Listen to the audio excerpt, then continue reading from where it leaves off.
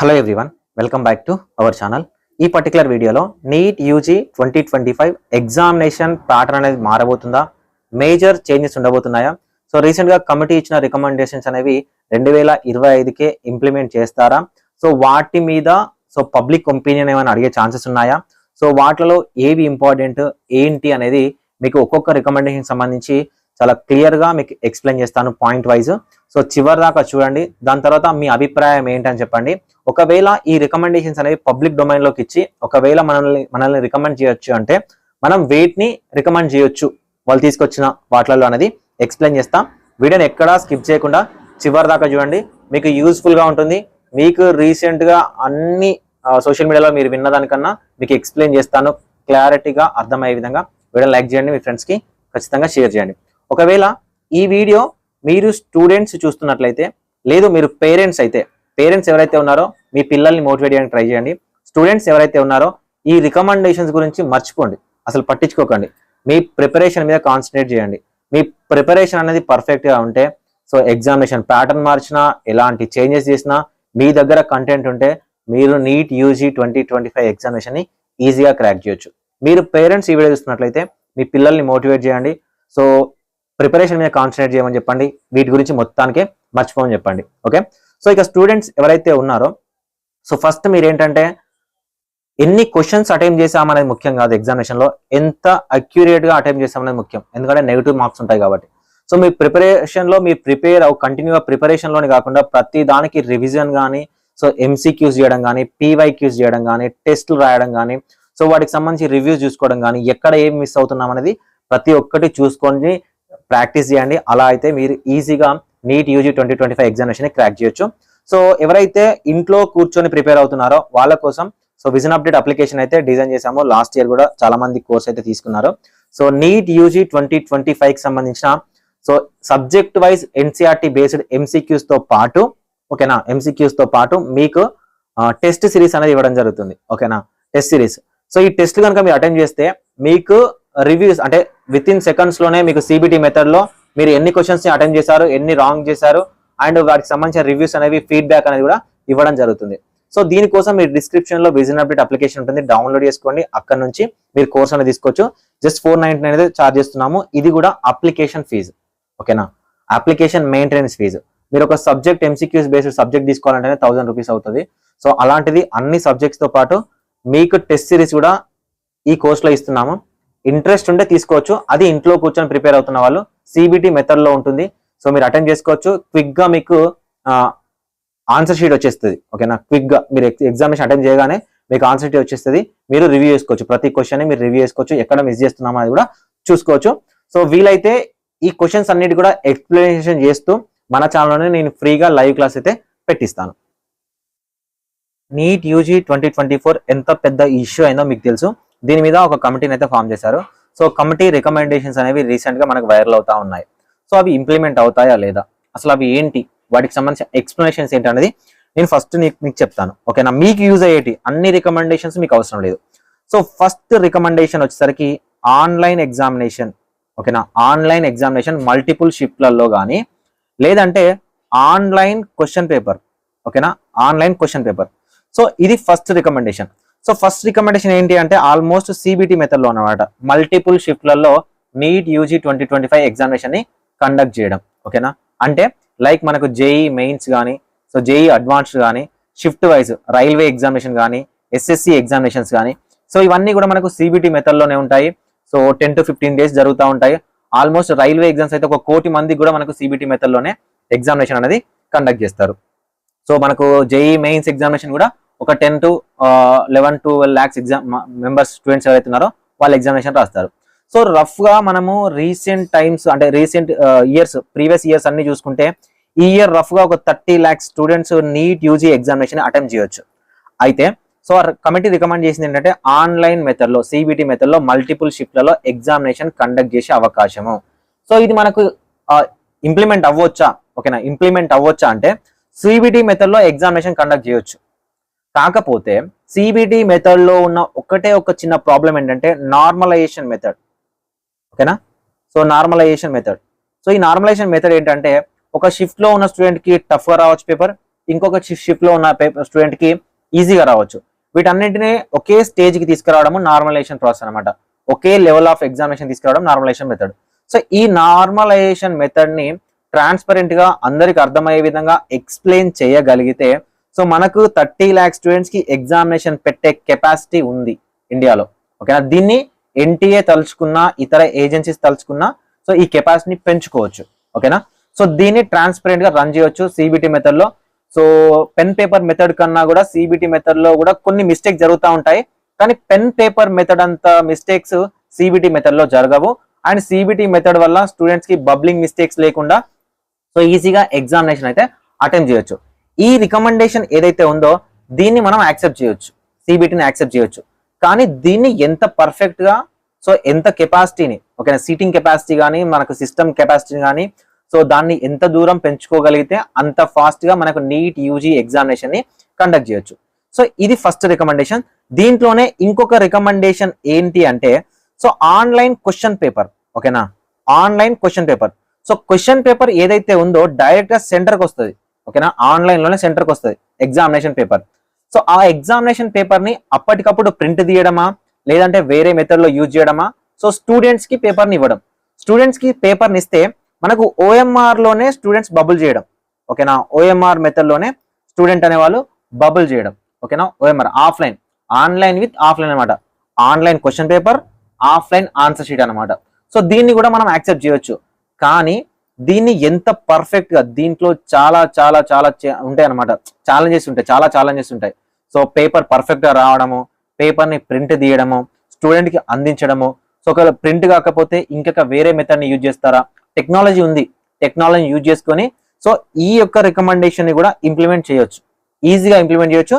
ఇవి చాలా సింపుల్ గా ఇంప్లిమెంట్ చేయొచ్చు ఈ ఇయర్ లో అనుకుంటే, గవర్నమెంట్ అనుకుంటే ఇవి చాలా సింపుల్ గా ఇంప్లిమెంట్ చేయొచ్చు. వీటిని మనము యాక్సెప్ట్ చేయొచ్చు. ఓకేనా, వీటిని మనము యాక్సెప్ట్ చేయొచ్చు. సో నెక్స్ట్ ఏంటంటే నెంబర్ ఆఫ్ అటెంప్ట్స్ అనేవి తగ్గించడం. ఓకేనా, సో నెంబర్ ఆఫ్ అటెంప్ట్స్ ఏవైతే ఉన్నాయో వీటిని తగ్గించడం, ఇది కూడా యాక్సెప్ట్ చేయొచ్చు.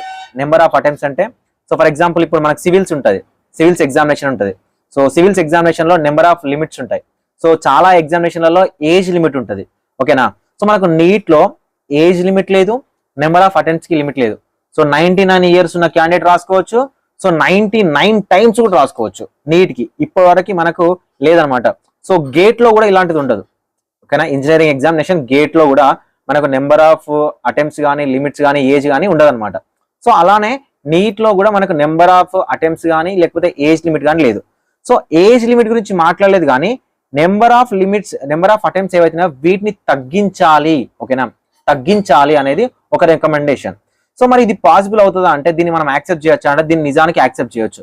ఎందుకంటే ఒక 5 to 6 times చదివిన తర్వాత ఆ స్టూడెంట్స్ అందరికీ మళ్ళీ మార్క్స్ వచ్చేస్తా ఉన్నాయి. ఆ బ్యాచ్ నుంచి కొత్తగా ఫ్రెష్ గా వచ్చే క్యాండిడేట్స్, సో యంగ్ బ్లడ్ ఏదైతే ఉందో అది కొన్నిసార్లు ఆగిపోతుంది అనమాట. 1, 2, 3, 4 సార్లు ఓకే, 6, 7, 8 times. దీనివల్ల నిజానికి ఎడ్యుకేషన్ స్కామ్ కూడా అయిపోతుంది అనమాట. సో నీట్ అనే వ్యవస్థలో స్కామ్స్ కూడా జరుగుతున్నాయి, ఎడ్యుకేషనే కంప్లీట్ గా మారిపోతుంది. ఒక స్టూడెంట్ దీని మీద టార్గెట్ చేసి సో ఇంకొక పాత్ చూసుకోకుండా, అంటే వేరే సబ్జెక్ట్ వైజ్ కానీ వేరే కోర్స్ కానీ చూసుకోకుండా సో దీన్నే పట్టుకొని ఉండడం వల్ల ఏమవుతుందంటే సో అంత పర్ఫెక్ట్ గా కొంతమంది లైట్ తీసుకుంటున్నారు అనమాట. పేరెంట్స్ కి చెప్పలేకపోతున్నారు, మేము చదవమని చెప్పలేకపోతున్నారు. పేరెంట్స్ ఫోర్సా లేకపోతే ఇంకేమన్నా అయి ఉండే కానీ సో రాస్తా ఉన్నారు, నెంబర్ ఆఫ్ అటెంప్ట్స్ ఇస్తూనే ఉన్నారు అనమాట. అదే నెంబర్ ఆఫ్ అటెంప్ట్స్ అనేవి తగ్గిస్తున్నారు అన్నప్పుడు స్టూడెంట్ దగ్గర కొంచెం భయం ఉంటుంది, ప్రిపరేషన్ అనేది పర్ఫెక్ట్ గా ఉంటుంది, మిస్టేక్స్ చేయకుండా ఉంటుంది. సో కాబట్టి దీన్ని కూడా మనం యాక్సెప్ట్ చేయొచ్చు. కానీ ఇది ఇంత ఫాస్ట్ గా ఈ ఇయర్ లో ఇంప్లిమెంట్ చేయడం అనేది కుదరకపోవచ్చు. ఓకేనా, కుదరకపోవచ్చు. ఇదొక రికమెండేషన్. ఇంకొక రికమెండేషన్, సో ఇదైతే అసలు పాసిబులే కాదు. ఇంకొక రికమెండేషన్ ఏంటంటే ప్రిలిమ్స్ అండ్ మెయిన్స్ లాగా ఫస్ట్ ప్రిలిమ్స్ ని క్వాలిఫై చేసి దాని తర్వాత మెయిన్స్ ఎగ్జామినేషన్ అంటే ఎన్ని మెడికల్ సీట్స్ ఉన్నాయో వాటికి 1:50, 1:100, 1:10,000, 1:1 lakh, so number of seats wise తీసి సో మెయిన్స్ అనేది కండక్ట్ చేయడం. ఇది నాకు తెలిసి తప్పు రికమెండేషన్ అనిపిస్తుంది. ఎందుకు చెప్తున్నాను అంటే సో చాలా మంది వెయిట్ తో కంపేర్ చేస్తున్నారంటే జేఈఈ ఎగ్జామినేషన్ తో కంపేర్ చేస్తున్నారు. జేఈఈ ఎగ్జామినేషన్ కి నీట్ ఎగ్జామినేషన్ కి అసలు పోలికే లేదు. ఫస్ట్ గుర్తుపెట్టుకోండి, ఓపెన్ స్టేట్మెంట్. జేఈఈ ఎగ్జామినేషన్ కి నీట్ కి అసలు పోలికే లేదు. ఎందుకంటే ఇప్పుడు ఫర్ ఎగ్జాంపుల్ జేఈ మెయిన్స్ అనుకోండి, ఓకేనా, జేఈ మెయిన్స్ అనుకోండి, జేఈ మెయిన్స్ లో క్వాలిఫై ఎన్ఐటీస్ కానీ జిఐఎఫ్టీస్ కానీ ట్రిపుల్ ఐటీస్లలో కానీ మనం సీట్ తెచ్చుకోవచ్చు, అదే ఇంజనీరింగ్ సీట్ తెచ్చుకోవచ్చు. జేఈ అడ్వాన్స్ రాసి ఐఐటీలోకి వెళ్ళొచ్చు, ఓకేనా, జేఈ అడ్వాన్స్ రాసి ఐఐటీలోకి వెళ్ళొచ్చు. అంటే మనకు జేఈ మెయిన్స్ రాసినా క్వాలిఫై మంచి ర్యాంక్ వస్తే ఎక్కడో ఒక సీట్ వస్తుంది, జేఈ మెయిన్స్ తో పాటు అడ్వాన్స్ రాసినా కూడా ఇంతకన్నా మనకు మంచి ఛాన్స్ అనేది ఉంటుంది. అంటే ఇవి రెండిట్లలో ఏదో ఒక దాంట్లో మనకు యూజ్ ఉంది. అదే మనకు నీట్ లో అయితే ప్రిలిమ్స్ అండ్ మెయిన్స్ ఇవి పెట్టడం వల్ల ప్రిలిమ్స్ అనేది ఎట్లా పెట్టాలి, చాలా ముందు పెట్టాలన్నమాట. ముందు అంటే ఒక 1 month ఉంటుందా, ఒక 2-3 months గ్యాప్ ఇవ్వాల్సి వస్తుంది. ప్రిలిమ్స్ పెట్టి 2-3 months గ్యాప్ పెట్టి అప్పుడు మెయిన్స్ అనేది కండక్ట్ చేయాలి. ఫర్ ఎగ్జాంపుల్ ఎవరో ఒక స్టూడెంట్ కి ఏం ప్రాబ్లం అవుతుందో ఇక్కడ చెప్తాను వినండి. ఏ ప్రాబ్లం అవుతుంది అంటే ఇప్పుడు జేఈ మెయిన్స్ అనుకోండి, 1.5 months లో కౌన్సిలింగ్ అయిపోతుంది, ఓకేనా, జూలై ఎండింగ్ కానీ ఆగస్ట్ ఫస్ట్ వీక్ కల్లా కౌన్సిలింగ్ క్లోజ్ అయిపోతుంది. మరి మనకు నీట్ అలా ఉండదు కదా. నీట్ ఎగ్జామినేషన్ ఎలా ఉంటుంది, 2-3 months పట్టొచ్చు, 4 months పట్టొచ్చు, నవంబర్ కూడా వచ్చేసింది మనకు ఈ ఇయర్ అయితే. సో నవంబర్ వరకే మనకు కౌన్సిలింగ్ అనేది జరిగితే, సో ఈ నవంబర్, డిసెంబర్, జనవరి అయిపోయి ఫిబ్రవరిలో కనుక ప్రిలిమ్స్ పెడితే 3 months టైమే ఉంటుందా ఒక స్టూడెంట్ ప్రిపేర్ అవ్వడానికి? అంటే కౌన్సిలింగ్ అనేది మనకు డిఫరెంట్ అనమాట. సో కౌన్సిలింగ్ మీద ఒక స్టూడెంట్ డిపెండ్ అవుతూ సీట్ రాకపోతే కదా అప్పుడు లాంగ్ టర్మ్కి వెళ్ళడము, మళ్ళీ ప్రిపరేషన్ స్టార్ట్ చేయడము. అదే జేఈలలో అలా ఉండదు. ఫర్ ఎగ్జాంపుల్ మీకు జేఈ మెయిన్స్ లో రాలేదనుకోండి, వచ్చింది అడ్వాన్స్ లో కూడా వచ్చింది, జేఈ మెయిన్స్ మీకు వద్దంటే స్టేట్లలో స్టేట్ సెట్స్ ఉంటాయి, మనకు తెలంగాణ ఆంధ్రప్రదేశ్లో ఎంసెట్ లాంటి సెట్స్ ఉంటాయి. సో ఇవి రాసుకొని కూడా ఇంజనీరింగ్ సైడ్ వెళ్ళొచ్చు. కానీ ఒక డాక్టర్ కావాలంటే ఖచ్చితంగా నీట్ ఎగ్జామినేషన్ రాయాల్సి వస్తుంది. సో కాబట్టి ఈ నీట్ ఎగ్జామినేషన్ ఏదైతే ఉందో ప్రిలిమ్స్ అనేది పెట్టి మెయిన్స్ అని పెట్టడం వల్ల ప్రిలిమ్స్ వరకు ఒక క్యాండిడేట్ పర్ఫెక్ట్ గా ప్రిపేర్ అవ్వకపోతే ఇంకా క్యాండిడేట్ రాయడానికి ఛాన్స్ లేదు అన్నమాట. మెయిన్స్ రాసి డాక్టర్ అవడానికి ఆ ఇయర్ ఛాన్స్ ఉండకపోదు అనమాట. ఇది రికమెండేషన్, రాంగ్ రికమెండేషన్. ఇది కాకుండా ఇదే రికమెండేషన్ ని జేఈ లాగా, ఓకేనా, జేఈ లాగా 2 sessions లో పెట్టడం బెటర్. జేఈ మెయిన్స్ లాగా 2 sessions, నీట్ యూజీ 2025 ని ఒకవేళ అనుకుంటే 2 sessions పెట్టడం, బెస్ట్ ఆఫ్ 2 తీసుకోవడం బెటర్. కానీ ప్రిలిమ్స్ అనేది మెయిన్స్ అనేది పెట్టడం వల్ల ఖచ్చితంగా దీనివల్ల యూజ్ ఉండదు, పిల్లల మీద బర్డెన్ పడుతుంది. సో ఎందుకంటే మనకు 1 nation 1 కౌన్సిలింగ్ లేదు, ఆల్ ఇండియా కోటా కౌన్సిలింగ్ కానీ స్టేట్ కౌన్సిలింగ్ కానీ డిఫరెంట్ గా ఉంటాయి. జేఈ మెయిన్స్ తో నీట్ యూజీని అసలు కంపేర్ చేయాల్సిన అవసరం అనేది లేదు, ఓకేనా. ఇవి 3 రికమెండేషన్స్ ఏవైతే ఉన్నాయో ఇవే 3 రికమెండేషన్స్ అనమాట, మేజర్ గా తీసుకున్న రికమెండేషన్స్. 3 మేజర్ రికమెండేషన్స్ లలో మిగతా అవన్నీ స్టాఫ్ మార్చడము, సిఈటి ఎగ్జామినేషన్ అవన్నీ డిఫరెంట్ అనమాట. సో దీంట్లలో మేజర్ గా మనం యాక్సెప్ట్ చేసేవి ఒకటి ఆన్లైన్ సిబిటి మెథడ్ కానీ ఆన్లైన్ పేపర్ మెథడ్ కానీ. సో ఇవైతే కొంచెం ట్రాన్స్పరెన్సీ మెయింటైన్ చేయొచ్చు, పేపర్ లీక్ అవ్వకుండా చూసుకోవచ్చు. అండ్ డేటా సెక్యూరిటీ, సో చాలా సెక్యూర్ గా ఉండాలి అని మానిటర్ చేసుకోవచ్చు. అండ్ ఇంకొకటి నెంబర్ ఆఫ్ అటెంప్ట్స్, ఈ నెంబర్ ఆఫ్ అటెంప్ట్స్ కానీ ప్రిలిమ్స్ మెయిన్స్ అనే ఈ 2 రికమెండేషన్స్ ఏవైతే ఉన్నాయో ఇవి ఇంప్లిమెంట్ అవ్వకపోవచ్చు. నెంబర్ ఆఫ్ అటెంప్ట్స్ అనే దాన్ని సో ఇంప్లిమెంట్ చేయడానికి ఓకే, కానీ ఈ ప్రిలిమ్స్ మెయిన్స్ అనే దాన్ని మనము సో దాన్ని యాక్సెప్ట్ చేయాల్సిన అవసరం అయితే లేదు. ఒకవేళ పబ్లిక్ డొమైన్ లోకి ఇచ్చి మీ అభిప్రాయం చెప్పండి అంటే ఆన్లైన్ సిబిటి కానీ, సో ఆన్లైన్ పేపర్ కానీ, ఓకేనా, ఆన్లైన్ క్వశ్చన్ పేపర్ కానీ, సో ఈ ఆన్లైన్ క్వశ్చన్ పేపర్ కానీ ఈ రెండింటిని యాక్సెప్ట్ చేయొచ్చు. ఎవరైనా కూడా ఈ 2 ఆన్లైన్ సిబిటి మెథడ్ కానీ ఆన్లైన్ క్వశ్చన్ పేపర్ కానీ వీటిని యాక్సెప్ట్ చేయొచ్చు. కానీ ఆన్లైన్ సిబిటి మెథడ్ లో కానీ ఆన్లైన్ క్వశ్చన్ పేపర్ మెథడ్ లో కానీ ఒక పర్టికులర్ స్టాఫ్ ని, ఓకేనా, వాటికి రెస్పాన్సిబుల్ గా తీసుకునే స్టాఫ్ ని ఎక్కడైనా మిస్టేక్ జరిగింది అంటే ఈ పర్టికులర్ స్టాఫ్ మాత్రమే రెస్పాన్సిబుల్ అనే విధంగా ఒక పర్ఫెక్ట్ చైన్ సిస్టమ్ లాగా ఒక స్టాఫ్ ని ఒకవేళ ఎన్టీఏ రిక్రూట్ చేసుకోగలిగితే సో చాలా పర్ఫెక్ట్ గా ఎగ్జామినేషన్ అనేది కండక్ట్ చేయొచ్చు. అంతేగాని ఈ ప్రిలిమ్స్ మెయిన్స్ మెథడ్ లో అయితే స్టూడెంట్స్ మీద బర్డెన్ పడుతుంది, ఇబ్బంది అవుతుంది చాలా మందికి. కొంతమంది ఉంటారు టైం సరిపోని వాళ్ళు ఉంటారు, కొంతమంది ఉంటారు. ఇప్పుడు ఫర్ ఎగ్జాంపుల్ చూడండి, ఈ ఆయుష్ కౌన్సిలింగ్ అని చూడండి, ఈ రోజు వరకు జరుగుతూనే ఉంది. సో ఇలాంటివి జరిగితే ఆయుష్ లో కూడా ఎక్కడో ఒకటి సీట్ రాకపోతే డిసెంబర్ నుంచి ప్రిపేర్ అయ్యే వాళ్ళు ఉంటారు. డిసెంబర్ జనవరిలోనే మనకు ప్రిలిమ్స్ అనేది కండక్ట్ చేస్తే సో మెయిన్స్ ఎప్పుడు కండక్ట్ చేస్తారు? ప్రిలిమ్స్ క్వాలిఫై అయిపోతే ఇంకా మెయిన్స్ రాయడానికి వీలు లేకుండా, ఇలాంటిది కాకుండా నెంబర్ ఆఫ్ అటెంప్ట్స్ తగ్గిస్తూ, ఒకవేళ ఏజ్ లిమిట్ కూడా అనుకుంటే తగ్గిస్తూ, సో ఆన్లైన్ సిబిటి కానీ ఆన్లైన్ క్వశ్చన్ మెథడ్ లో కానీ ఎగ్జామినేషన్ కండక్ట్ చేస్తే బెటర్. ఒకవేళ నన్ను అభిప్రాయం చెప్పమంటే మాత్రం అసలు ఎన్టీఏని మార్చడం బెటర్, ఎన్టీఏ లాంటి ఏజెన్సీని కంప్లీట్ గా మార్చడం బెటర్.